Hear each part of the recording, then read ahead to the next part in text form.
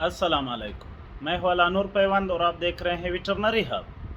दोस्तों, हमारा आज का जो सेशन है वो है भेड़ और बकरियों में पीपीआर के बारे में कि पीपीआर क्या है, इसके कौन से अलामात है, कब जानवरों को होती है, किस तरह अपने जानवरों को इससे बचा सकते हैं। आज इस बारे में बात करेंगे, लेकिन बात शुरू करने से पहले मेरे आप लोगों से गुजारिश है, अगर आपने हमारे चैनल को सब्सक्राइब नहीं किया है तो बराए मेहरबानी हमारे चैनल को सब्सक्राइब करें और बेल के आइकन को भी दबाएं ताकि तमाम नई आने वाली वीडियो की नोटिफिकेशन आपको बर वक्त मिलता रहे।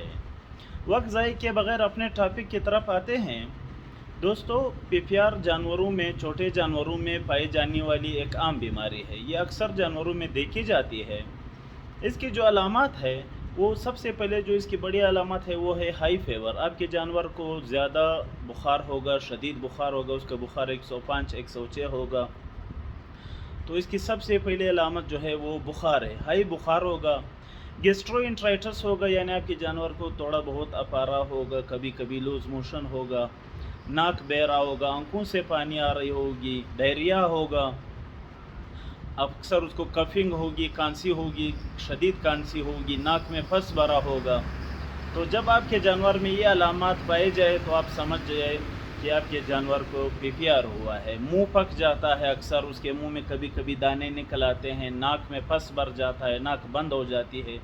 तो ये पीपीआर की सबसे बड़ी अलामत है।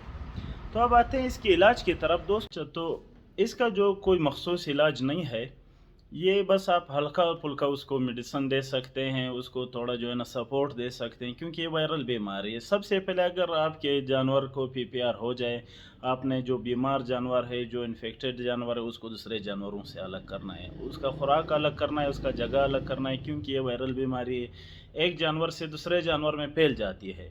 तो सबसे पहले अपने इन्फेक्टेड जानवर को अलग करना है। और इसके जो इलाज है वो कोई, मैंने पहले भी बता दिया था, कोई मखसूस इलाज नहीं है, बस आपने अपने जानवर को थोड़ा बहुत सपोर्ट करना है।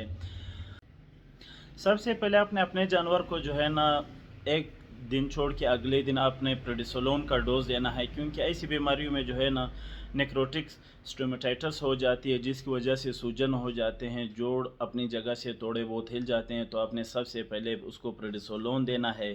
एक शरबत आता है HA फार्मा वालों का, कफरोक के नाम से, आपने वो शरबत पिलाना है। इसके साथ साथ आपने जो है ना अपने जानवर को टाइलोपिन इंजेक्शन लगाना है, जिसमें टाइलोसिन साल्ट डाला गया है, टाइलोसिन लगाना है। पेनबायोटिक भी आप लगा सकते हैं, कुछ लोग पेनबायोटिक भी लगाते हैं, कुछ लोग 5 ग्राम का टीका लगाते हैं।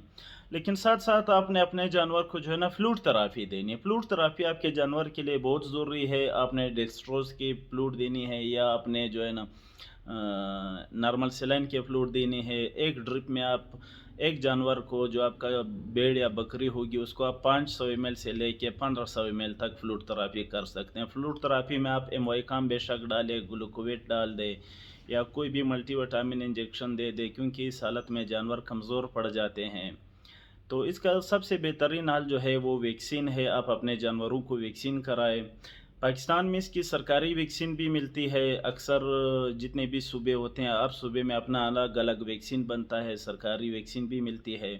लेकिन जो मार्केट में सबसे अच्छी वैक्सीन मिलती है वो है पेस्टेविक के नाम से, जो तकरीबन कोई 2900-3000 रुपये की मिलती है, पेस्टेविक के नाम से। तो वैक्सीन ही इसका वायदा हल है। उम्मीद है आज की वीडियो आपको पसंद आई होगी। नई वीडियो तक दुआओं में याद रखिए। अल्लाह हाफिज़।